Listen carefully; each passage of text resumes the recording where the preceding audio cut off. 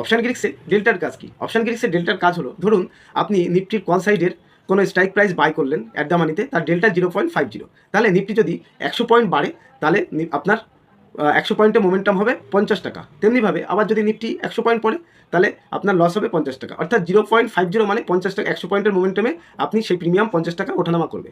তেমনিভাবে call side এবং put side দুটো মিলিয়ে ডেল্টা টোটাল থাকে এক, সেই এক ডেল্টাকে দুটো ভাগে ভাগ করা হয়।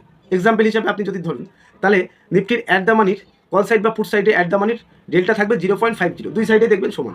আবার যদি আপনি একটু ইন দ্য মানির দিকে যান কল সাইডে, তাহলে দেখবেন কোথাও 0.70 ডেল্টা দেখছেন, তার উল্টো দিকে মানে সেই স্ট্রাইক প্রাইসের পুট সাইডে দেখবেন 0.30। কোথাও যদি আপনি 0.60 দেখেন সেই স্ট্রাইক প্রাইসে, তার ঠিক পুট সাইডের দিকে দেখবেন, মানে একই স্ট্রাইক প্রাইসে পুট সাইডে দেখবেন 0.40।